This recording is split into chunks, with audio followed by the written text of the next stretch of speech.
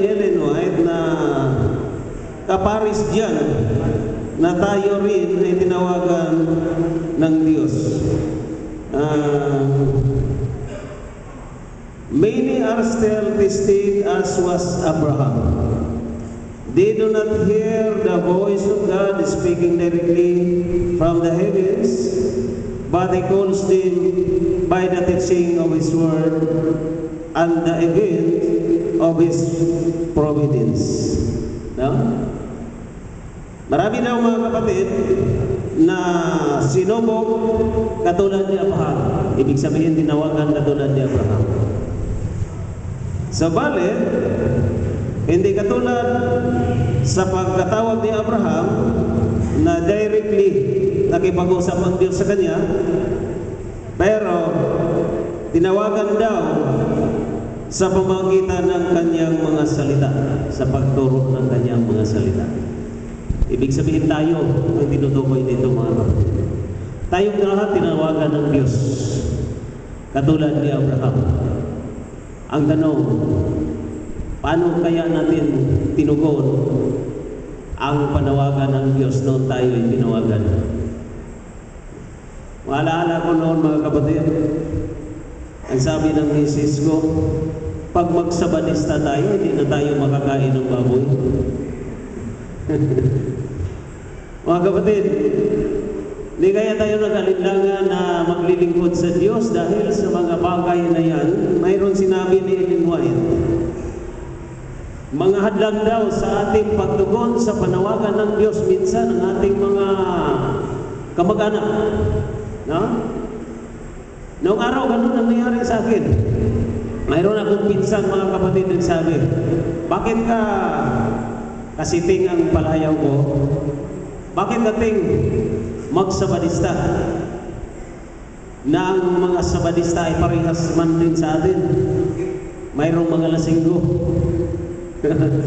Kasi mga barkada daw niya, sabi niya, mga barkada ko, mga lasinggiro, binabato pa namin yung mga sasakyan dyan na lumadaan.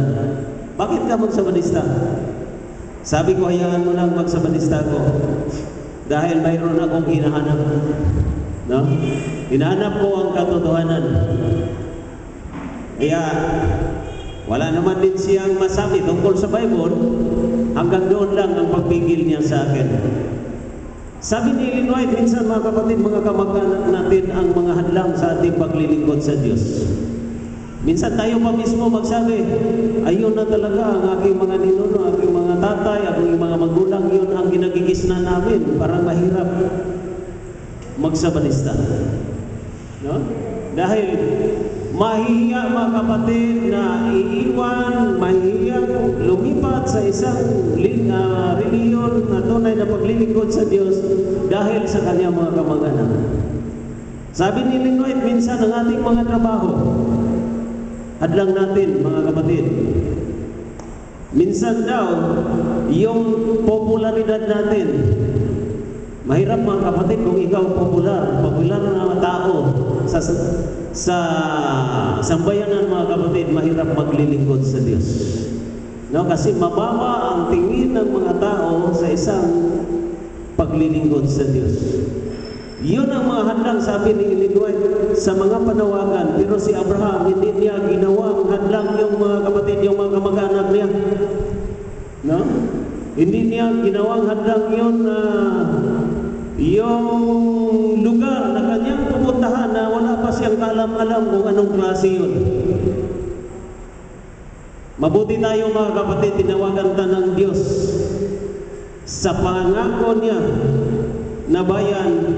Mayroon tayong mababasa kung gaano kasarap, kung gaano kaganda yung tahanan na yun. Pero si Abraham, wala siyang mababasa mga kapatid. Wala siyang pwedeng basahin, pwedeng alamin kung anong klaseng lupain yung kanyang puntahan. Pero pumunta siya. Dahil alam niya ang Diyos ang tumatawag sa kanya. Tayo mga kapatid, tinawagan, pero minsan, bagamat alam na natin kung gaano kaganda yung langit na inihanda ng Diyos para sa atin nung tayo ay tinawagan, pero minsan mag-alanganin pa tayo. Mag-alinlangan pa tayo mga kapatid, totoo kaya yun? No? Mayroon tayong kapatid doon sa probinsya, isang mangingisda. Akala ko mga kapatid kung tunay na kanyang pananampalataya. Kaya pala siya minsan Bernis ng gabi mangisda dahil mayroon pala siyang pag-alinlangan. Noong nagkausap kami, sinabi niya, brother, totoo kaya yung langit? Nag-alinlangan mga kapatid. Matagal na kami nagsisimba, matagal na siyang nahikayat namin kasi convert lang rin siya. Pero nasa isip pa pala niya, totoo kaya yung langit? No? Huwag ganun ang pag-iisip natin mga kapatid na tayo'y mag-alinlangan. Hindi nga nag-alinlangan si Abraham. No? Kaya, ang inasahan lang ni Abraham mga kapatid, dahil ang Diyos ang tumawag sa kanya, kaya siya ay umaasa na lang lagi sa Diyos. At doon, yun din ang gusto ng Diyos. No? Mayroong sinasabi dito ni Ellen White, he calls them away from human influences and aid and leads them to feel the need of His help. No? Isang dahilan pa mga kapatid na tinawagan si Abraham, pinaalis siya sa kanyang bansa, sa kanyang mga kamag-anak, upang maramdaman ni Abraham kung nandun na siya sa ibang lugar, maramdaman ni Abraham ang pangangailangan ng Diyos. No? Siyempre, wala na siyang kamag-anak na pwedeng lapitan niya, hindi nga niya ng tulong, kundi doon na lang siya sa Diyos. No? Yun ang sabi ni Linoy. Kaya, tayo rin mga kapatid, ganun din ang gusto ng Diyos. Nung tayo tinawagan ng Diyos na kailangan isipin natin na tayo ay naging isang Kristiyano, na hindi tayo pwedeng tumayo sa ating sarili, kundi kailangan natin lagi ang tulong ng Diyos. Yun ang dapat natin pag-isipan, sabi ni Ellen White dito. Patuloy mga kapatid. Ang sabi dito, the message of God came to Abraham, get thee out of thy country, and from thy kindred, and from thy father's house, unto the land that I will show thee. In order that God might qualify him for his great work as the keeper of the sacred oracles, Abraham must be separated from the association of his early life. The influence of kindred and friends won't interfere with the training which the Lord purposed to give His servant. Yun mga kapatid, na pinalis si Abraham doon upang papuntahin siya doon dahil sa isang panukala ng Diyos para gagawin niya. No? Tapos sinabi niya dito, by faith, Abraham, when he was called to go out into a place which he should after receive for an inheritance, obeyed, and he went out not knowing whither he went. Wala siyang alam-alam kung saan siya pupunta mga kapatid. No? Umalis siya sa kanyang lugar, sumunod siya sa panawagan ng Diyos na wala siyang alam-alam. Aywan ko, pinag-isipan ko, Brother Ricky, kung katulad ba kaya yung pagtawag ni Abraham, katulad ba kaya noong ang mga Israelitas na kinuha ni Moises sa Ehipto at dinala noon sa lupa ng pangako. Hindi kaya katulad noon na sa gabi mayroong mag-guides sa kanila. Hindi binanggit dito kung paano dinala ng Diyos si Abraham. Pero binanggit lang dito na nakarating talaga si Abraham doon sa Canaan. Samantalang yung mga Israelitas na kinuha ni Moises, sa umaga, mayroong alapaap na haligi na mag-guide sa kanila. Diba? Pag aalis ang alapaap mga kapatid, Dali-dali tatanggalin nila yung kanilang mga tulda, kanilang yung tabernakulo nila, iligpit nila at susunod sila sa alapaap, mga kapatid. Pag titigil ang alapaap, titigil rin sila doon. Itatayo na naman nila ang kanilang mga tulda at ang santuaryo. Kahit sa gabi, mga kapatid, pag aalis ang apoy na haligi, mga kapatid, aalis rin sila kahit gabi. No? Pero itong si Abraham, mga kapatid, sinabi ng Diyos, sinabi ni Ellen White, nakarating siya doon, pero walang binabanggit kung paano siya ginayad ng Diyos para makarating doon. Ako'y naniniwala mayroon ding paraan ang Diyos, hindi lang nabanggit dito. At noong dumating si Abraham doon, mga kapatid, siya ay nagtayo ng kanyang tulda. Ito ang ugali na inintroduce ni Ellen White sa atin, mga kapatid. Bakit? Kung saan magtayo si Abraham ng kanyang tulda, sa tabi doon, mga kapatid, ay itatayo rin niya ang dambana ng Diyos. No? Kung saan man siya titigil, saan man siya tatayo, magtatayo ng kanyang tulda, hindi talaga niya makakalimutan na magtayo rin siya ng dambana para sa Diyos, habang siya ay manalangin sa Diyos.